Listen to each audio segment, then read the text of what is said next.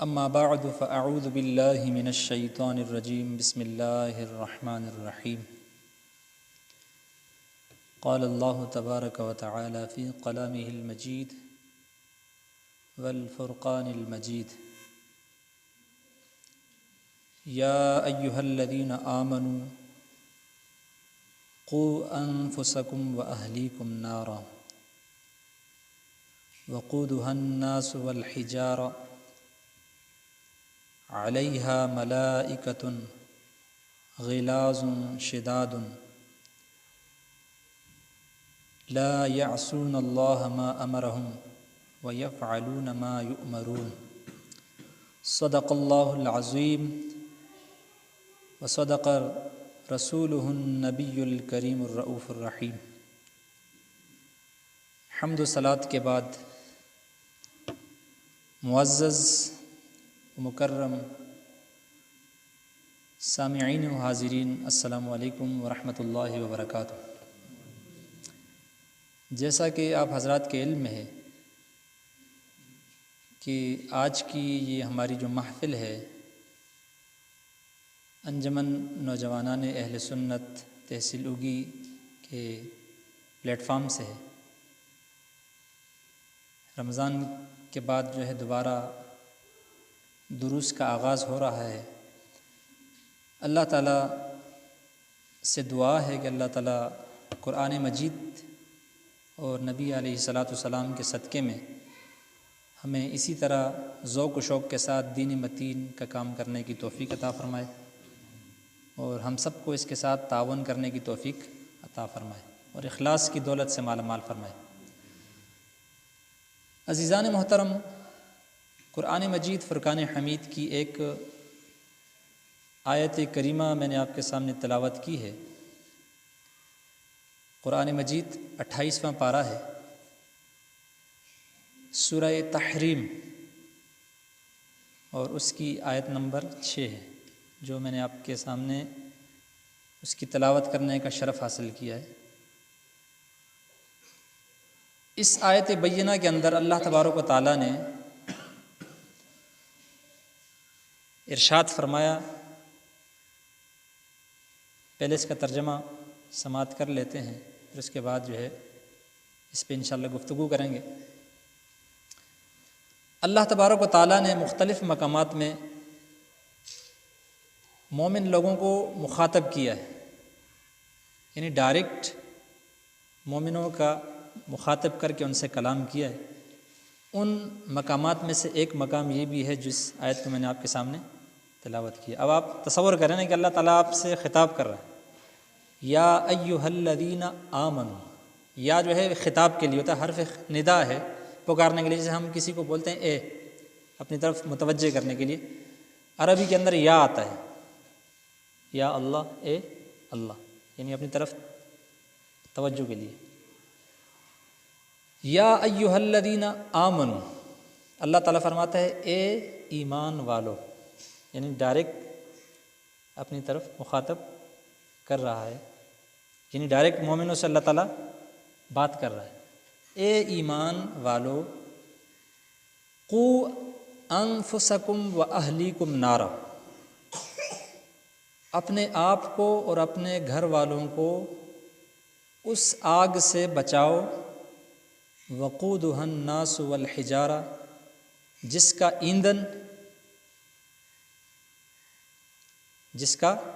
ایندھن لوگ اور پتھر ہیں۔ ایندھن جس سے آگ جلائی جائے، جیسے یہاں ہمارے یہاں لکڑی ہوتی ہیں، جس چیز سے بھی آگ جل سکتی ہے وہ ایندھن ہے۔ اللہ تعالیٰ نے مومنوں کو مخاطب کر فرمایا اے مومنو، اپنے آپ کو اور اپنے گھر والوں کو اس آگ سے بچاؤ جس کا ایندھن لوگ اور پتھر ہیں۔ علیہا، اس آگ پر، ملائکۃ، اللہ کی طرف سے کچھ فرشتے مقرر ہیں، غلاظ شداد، جو بڑے سخت ہیں، لا یعصون اللہ ما امرہم، اللہ نے جو ان کو حکم دیا ہے وہ اللہ کی نافرمانی نہیں کرتے، یعنی کبھی بھی کسی پر رحم وہ رحم سخت ہیں طبیعت کے، اللہ نے ان کو سختی کا حکم دیا ہے اگر آپ اس وقت فریاد کرو گے تو وہ آپ پر رحم نہیں کریں گے، اللہ کی بات کی نافرمانی وہ نہیں کرتے۔ وَيَفْعَلُونَ مَا يُؤْمَرُونَ، وہ فرشتے وہی کرتے ہیں جس کا اللہ کی جانب سے انہیں حکم دیا جاتا ہے۔ اب یہاں پر اللہ تبارک و تعالیٰ نے مومنوں کو مخاطب کر کے فرمایا کہ اے مومنوں، اپنے آپ کو اور اپنے گھر والوں کو اس جہنم کی آگ سے بچاؤ جس کا ایندھن جو ہے لوگوں سے مراد کافر لوگ جو ایمان نہیں لائے یا اللہ تعالیٰ اور اس کے رسول کے احکامات کو انہوں نے پس پش ڈال دیے، اس کی طرف توجہ نہیں دی، وہ لوگ۔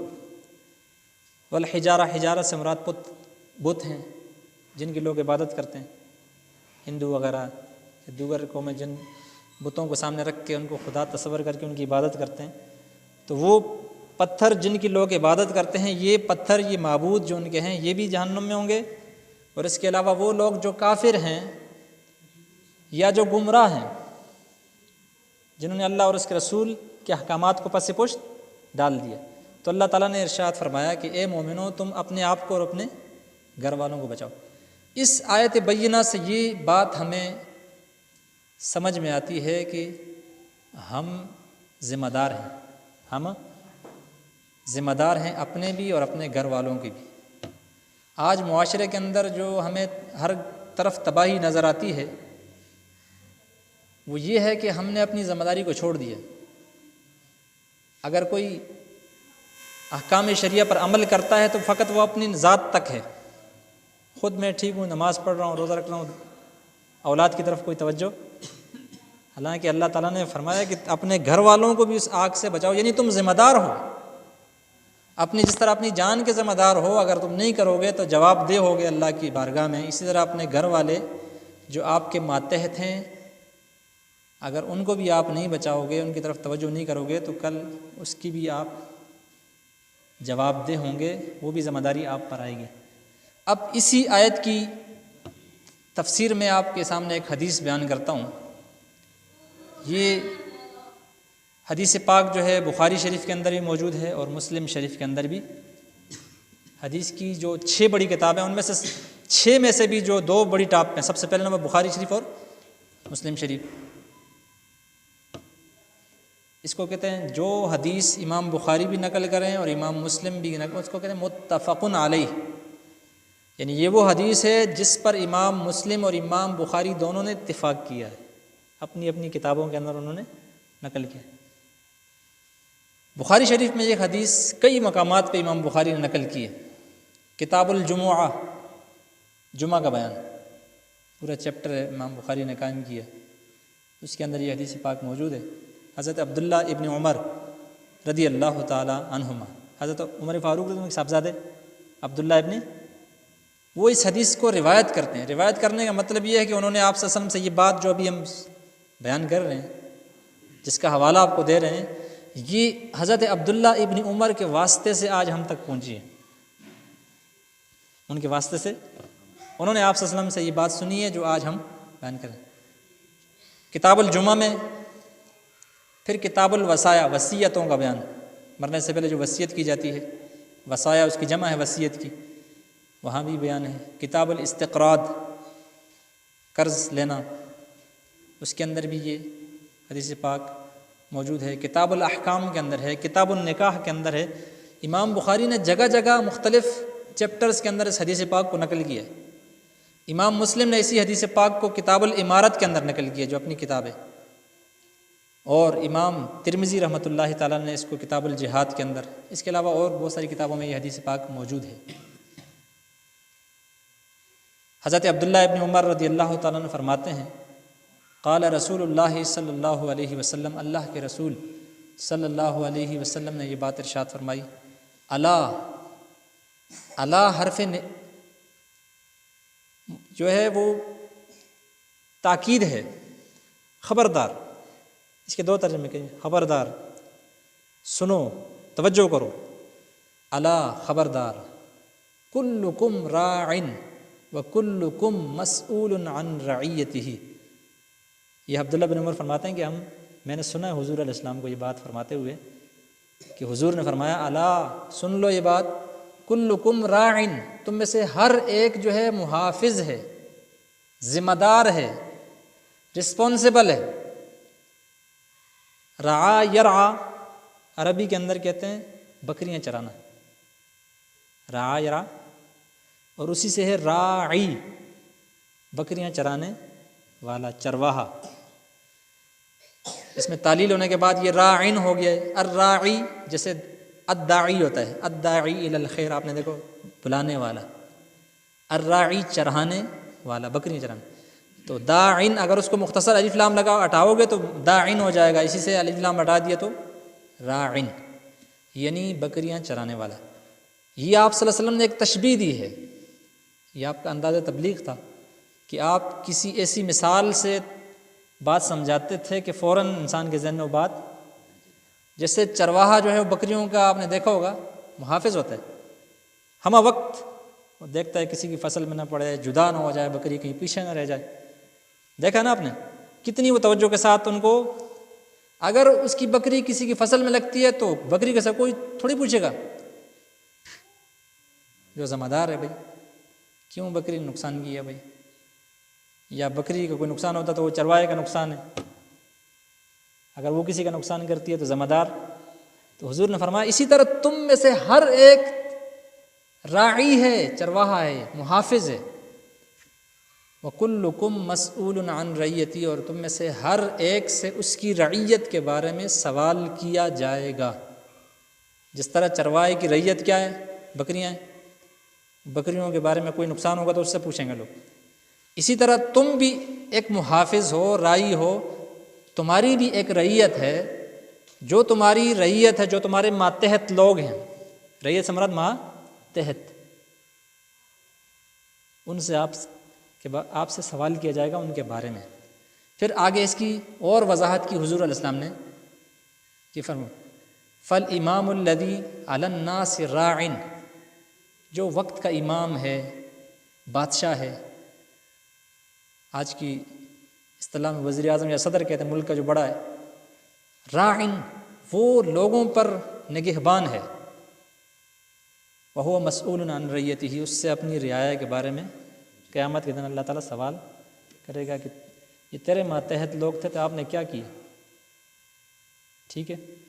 پھر فرمایا والرجل راع علی اہل بیتہ، ہر بندہ اپنے گھر والوں کا محافظ ہے، وہو مسئول عنہم، قیامت کے دن اللہ تعالیٰ گھر والوں کے بارے میں بھی اسی سے سوال کرے گا۔ اب جو گھر کا بڑا ہے، باپ ہے، تو گھر کا ذمہ دار ہے نا، اس کے جتنے بیٹے ہیں، بیٹیاں ہیں، گھر کے اندر جتنے افراد اس کی امارت کے اندر آتے ہیں، اس کی ماتحتی کے نیچے آتے ہیں، اس کی بہویں ہیں، اس کی زوجہ ہے، بیٹیاں، بیٹے، پوتے جو بھی ہیں گھر میں، یہ اس کی ذمہ داری میں آ گئے۔ اللہ نے فرمایا بندہ اپنے گھر والوں کا ذمہ دار ہے، قیامت کے دن اللہ تعالیٰ گھر والوں کے بارے میں اس سے پوچھے گا، یعنی ذمہ داری ہے اس کی۔ اگر ذمہ داری، مثال کے طور پر آپ کو اگر کوئی ذمہ داری دی جاتی ہے، آپ اس کو پورا نہیں کرتے تو ظاہر ہے آپ سے سوال تو کیا جائے گا، آپ کے ذمہ یہ کام تھا بھائی، یہ آپ نے کیوں نہیں کیا، تو یہ بھی ذمہ داری ہے۔ پھر فرمایا والمرأة راعیۃ علی بیت بعلہا وولدہ، عورت اپنے شوہر کے گھر اور اپنے شوہر کی جو اولاد ہے اس کی ذمہ دار ہے۔ شوہر گھر پہ نہیں ہے، عام طور پہ نہیں ہوتا، وہ اس کے ذمہ مزدوری ہے، گھر کے اخراجات کو پورا کرنا ہے، تو شوہر کے عدم موجودگی میں جو اس کی بیوی ہے وہ ایک ذمہ دار ہے، اس کے گھر کی بھی حفاظت کرے گی، اپنی عزت کی بھی حفاظت کرے گی، اور جو اس کے ذمہ اس کے شوہر کی اولاد ہے یہ بھی اس کی ذمہ داری میں آ گئی۔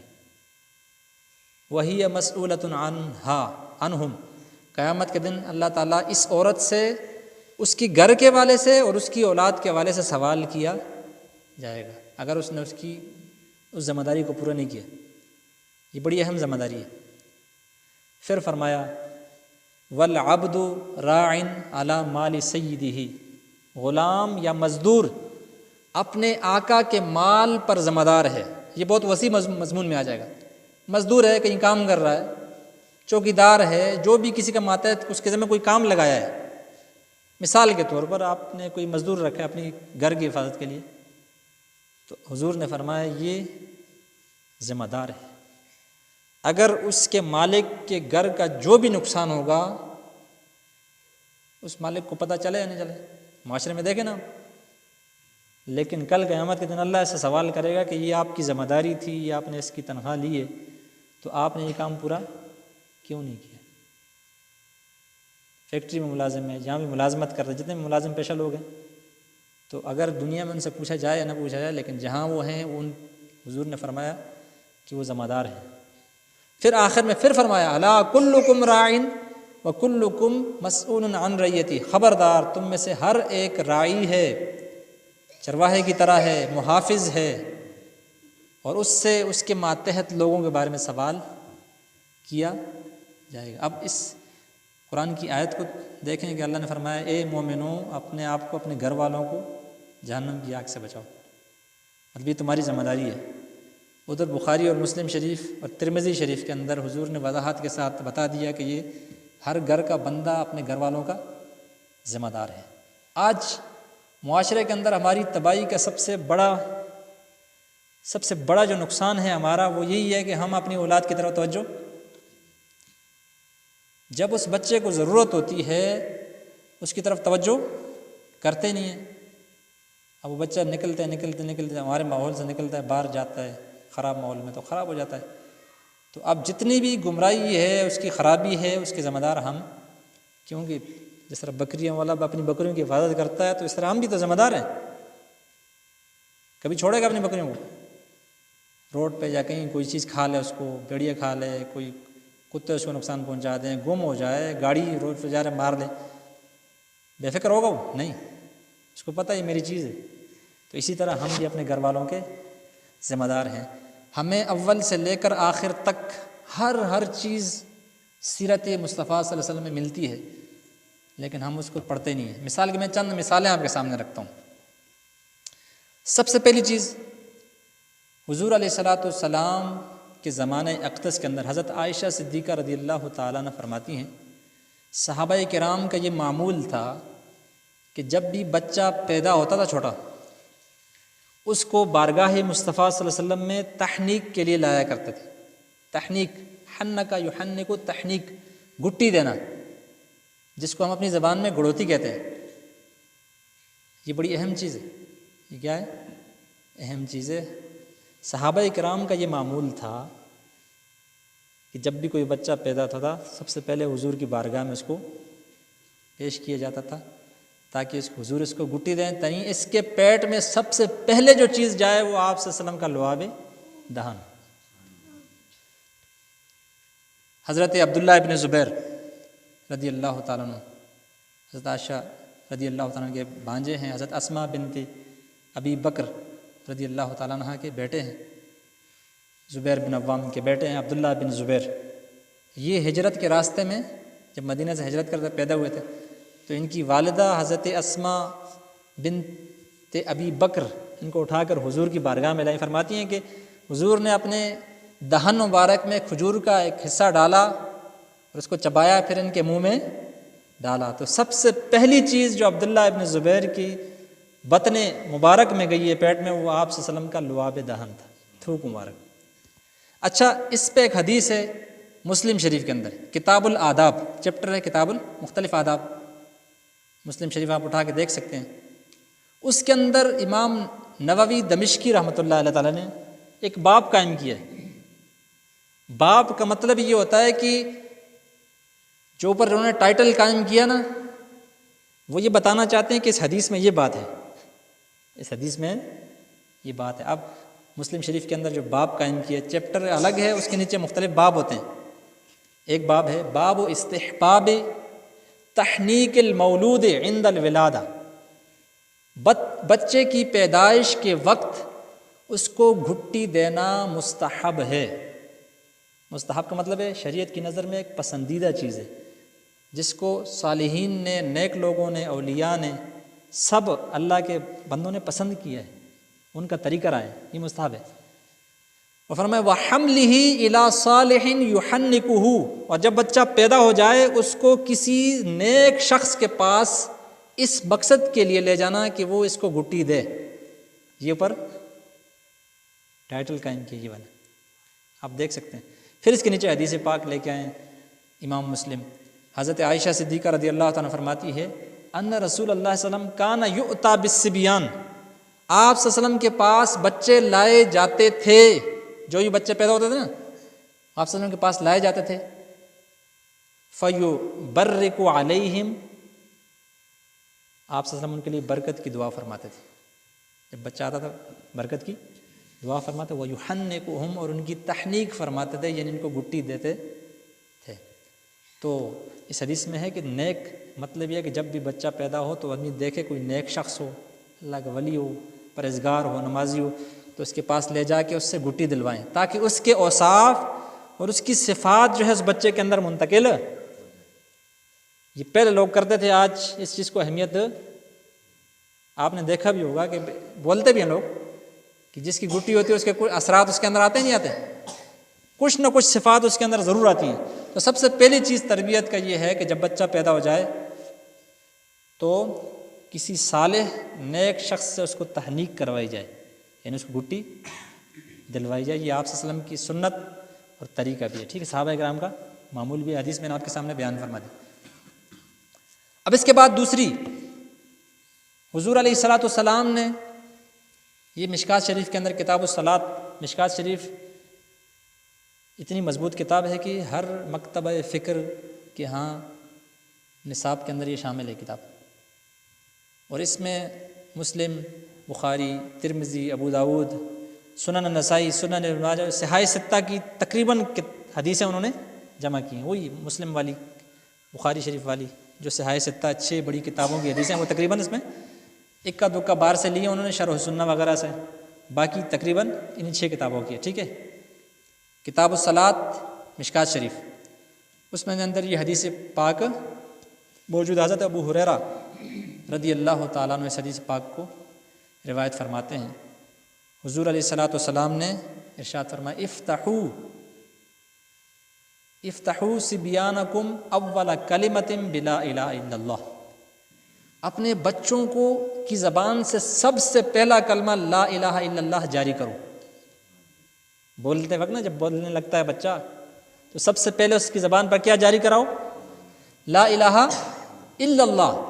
وَلَقِّنُوهُمْ عِنْدَ الْمَوْتِ، جب موت کا وقت آئے تو اس وقت بھی ان کو تلقین کرو لا الہ الا اللہ پڑھنے کی۔ اب آپ نے دیکھا، جب سنا بھی ہوگا یہ بات کہ جب اگر کسی کا انتقال ہو رہا ہو تو آپ اس کو حکم نہ دیں، کیونکہ اس وقت کچھ سکرات الموت کے نزع کی حالت میں تکلیف ہوتی ہے نا اس کو۔ اب اگر اس کو بولیں کلمہ پڑھو تو ہو سکتا ہے اس تکلیف کی وجہ سے بولے میں نہیں پڑھ رہا ہوں، اس کا ایمان ضائع نہ ہو جائے، تو اس لیے اس کو تلقین، اس کے سامنے پڑھو اشہد اللہ الہ الا اللہ، تاکہ اس کو بھی یاد آئے اور اس کو بھی پڑھنے لگ جائے، اس کا آخری کلام لا الہ الا اللہ ہو جائے، اس کو تلقین کرو حکم۔ تو حضور نے فرمایا جب بچہ پیدا ہو جائے اور بچہ بولنے پہ آ جائے تو سب سے پہلے اس کی زبان سے جو کلمہ نکلے آپ کوشش کرو کہ وہ لا الہ الا اللہ ہو، اور جب موت کا وقت آئے تب بھی اس کو تلقین کرو لا الہ الا اللہ کی۔ فَإِنَّهُ مَنْ كَانَ أَوَّلُ كَلَامِهِ لَا إِلَهَ إِلَّا اللَّهُ وَآخِرُ كَلَامِهِ لَا إِلَهَ إِلَّا اللَّهُ، کیونکہ وہ بندہ جس نے دنیا میں سب سے پہلے اگر بات کی تھی تو اس کی زبان سے پہلا کلمہ لا الہ الا اللہ نکلا تھا، اور جب اس دنیا سے رخصت ہو رہا تھا اس وقت بھی اس کی زبان سے لا الہ الا اللہ نکلا۔ وَإِنْ عَاشَ أَلْفَ سَنَةٍ، اگرچہ اس نے دنیا کے اندر 1000 سال زندگی پائی ہو، مَا سُئِلَ عَنْ ذَنْبٍ وَاحِدٍ، اس سے ایک گناہ کے بارے میں سوال نہیں کیا جائے گا، اللہ اس کی بخشش فرما دے گا۔ یہ جامع الاحادیث کی یہ حدیث ہے، جامع الاحادیث، جامع الاحادیث کتاب ایک حدیثوں کی، اس کے اندر یہ حدیث پاک موجود ہے۔ تو کیا آپ حدیث سے کیا سمجھ میں آیا کہ ہمیں اپنے بچوں کو دیکھ، نیک لوگ میں نے دیکھے ہیں ایسے بہت سارے، جب بچہ کلام پہ آتا تو فوراً اس کو سکھاتے ہیں، ہم تو پتہ نہیں کیا کیا سکھا دیتے ہیں، توجہ نہیں کرتے۔ بچہ جب بولے تو والدین گھر والوں کی ذمہ داری ہے اس کو، جب وہ قریب ہو ٹائم تو اس کو جب بھی جس کی مخاطب ہو تو اس کو لا الہ الا اللہ ہی بولو، لا الہ الا اللہ ہی بولو، تو جب وہ پہلا کلام کرے گا تو اب ذرا اگر یہاں سے آپ آغاز کرو گے تو بچہ پھر بچہ بنے گا نا. تو یہ چیز بھی ہمیں آپ صلی اللہ علیہ وسلم کی مبارک تعلیمات سے یہ چیز ملتی ہے. پھر اس کے بعد حضور علیہ الصلوۃ والسلام نے فرمایا، حدیث پاک ہے المعجم الاوسط کے اندر امام طبرانی نے اس کو نقل کیا ہے. حضور علیہ الصلوۃ والسلام نے فرمایا من علم ابنہ القرآن نظرا، جس بندے نے اپنے بیٹے کو ناظرہ قرآن پڑھایا، ناظرہ قرآن پڑھایا، دیکھ کر سکھایا، اس کو پڑھایا، فرمایا غفر لہ ما تقدم من ذنبہ، اللہ تعالیٰ اس کے سارے پچھلے گناہ معاف فرما دے. ٹھیک ہے. اب اگر یہ بھی ذمہ داری میں آ گیا کہ جب بچہ اس قابل ہو جائے کہ اب وہ پڑھ سکتا ہے تو والد اس کو چاہیے کہ اس کو قرآن کی تعلیم دے. ہم تو اس کو ثانوی حیثیت دیتے ہیں نا، دنیاوی تعلیم کو پہلی حیثیت دیتے ہیں، اس کے لیے باقاعدہ اہتمام کرتے ہیں، صبح اٹھتے ہیں پوری ترتیب کے ساتھ اسکول لے کے جاتے ہیں.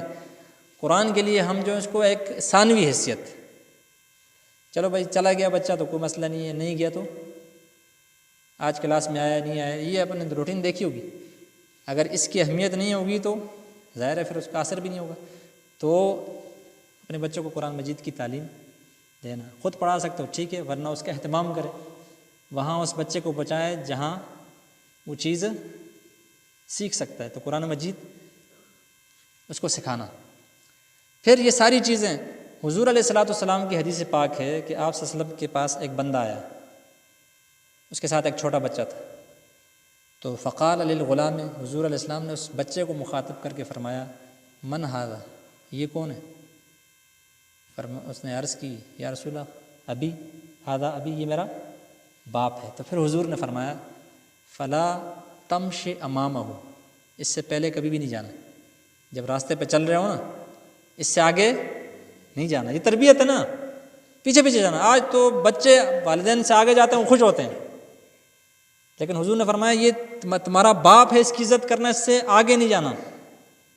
فرمایا ولا تستتب لہ، اور کبھی بھی اس کو گالی نہ دلوانا، یعنی ایسا کام کبھی بھی نہ کرنا کہ آپ کے کسی عمل کی وجہ سے لوگ آپ کے باپ کو برا بلا کہیں، کبھی بھی ایسا نہ کرنا. ولا تجلس قبلہ، کبھی بھی کسی محفل میں آپ جا رہے ہو اپنے والد کے ساتھ، اس سے پہلے نہ بیٹھنا، جب تک آپ کا والد بیٹھ نہ جائے اس وقت تک نہیں بیٹھنا.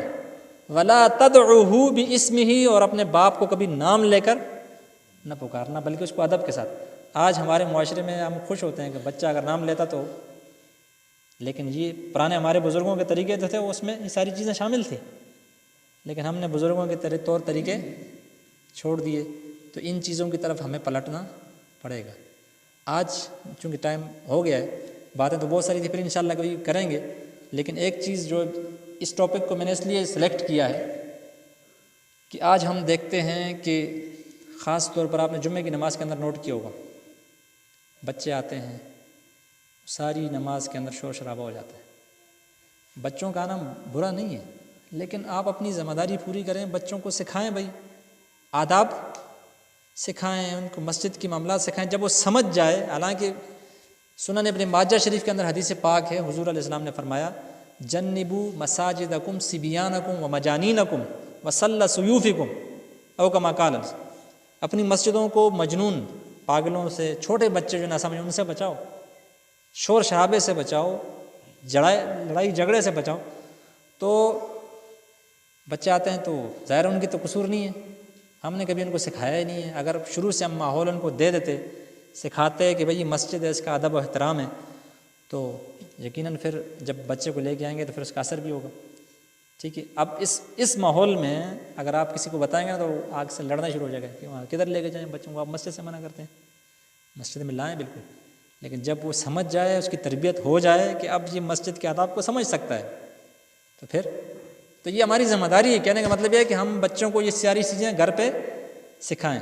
جب ہم گھر میں ماحول قائم کریں گے تو تب جا کے ہمارا بچہ اس چیز کو سمجھے گا. تو دیکھیں بھائی، بچے جتنے میں خود آپ اپنے گھر میں کوئی ایسی کتاب رکھیں سیرت کی، جس سے روزانہ رات کو، جس طرح بزرگوں کا طریقہ ہوتا تھا، ہم میں سے ہم بھی جانتے ہیں، رات کو عشاء سے پہلے والدین ہمیں کلمے پڑھاتے تھے، نماز دیگر تھوڑی بہت چیزیں. آج وہ چیزیں ختم ہو گئی. تو اولاد کا قصور نہیں ہے، قصور ہمارے والدین کے.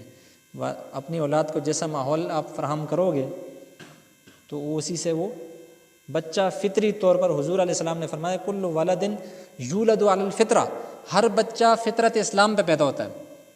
کوئی بھی بچہ جب وہ پیدا ہوتا ہے وہ فطری طور پر ایک مسلمان ہوتا ہے۔ ثم ابواہ یحودانہ او ینصرانہ او یمجسانہ، پھر اس کے ماں باپ اس کو یہودی بنا دیتے ہیں یا عیسائی بنا دیتے ہیں یا مجوسی بنا دیتے ہیں۔ کہنے کا مطلب یہ ہے کہ جس ماحول کے اندر بچہ آئے گا، اگر وہ یہودی کے گھر میں پیدا ہوا، ماں باپ کو دیکھے گا تو یہودی ہو جائے گا، عیسائیوں کے گھر میں جائے گا، ماں باپ کو دیکھے گا عیسائی ہو جائے گا، مجوسی آتش پرست جو آگ کو خدا جانتے ہیں، فارس کے اندر جو لوگ ہوتے تھے مجوسی آتش پرست، آگ کی عبادت کرنے والے، ان کے گھر میں بچہ پیدا ہوگا تو آتش پرست ہو جائے گا۔ کسی سکھ کے گھر میں پیدا ہوگا تو سکھ بنے گا، ہندو کے گھر میں پیدا ہوگا، الا یہ کہ اللہ تعالیٰ کوئی اپنی طرف سے ہدایت دے دے تو یہ الگ بات ہے۔ لیکن عمومی طور پر جو بچہ جس ماحول کے اندر پیدا ہوگا، اب اگر بچہ جس گھر میں پیدا ہو اس کا والد نماز ہی نہیں پڑھتا، روزہ نہیں رکھتا، گالی گلوچ کرتا ہے، جھوٹ بولتا ہے، تو بچہ پریکٹیکلی اس کی تربیت، تو ہمیں اپنے بچوں کی تربیت کے لیے ماحول بنانا پڑے گا، ورنہ اگر ہم نے اپنی اولاد کی تربیت نہ کی۔ اس رمضان میں بہت سارے واقعات میں نے دیکھے، میں آخری بات کر کے اپنی بات ختم کرتا ہوں۔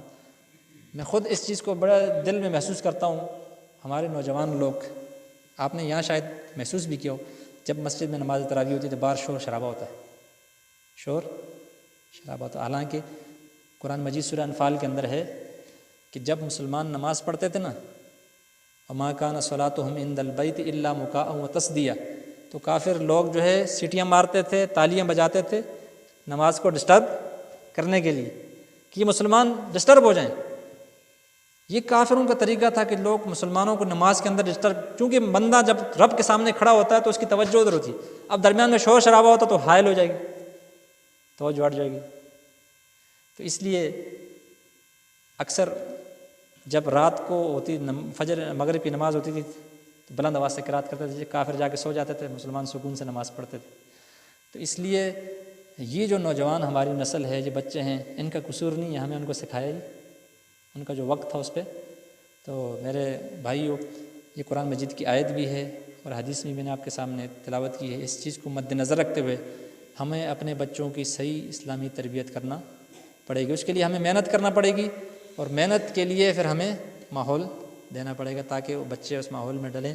اللہ تبارک و تعالیٰ اس آیت بینہ پر اور اس حدیث پاک پر ہمیں عمل پیرا ہونے کی توفیق عطا فرمائے، اور اس پرفتن دور کے اندر ہمیں اپنے دین و ایمان کی حفاظت کرنا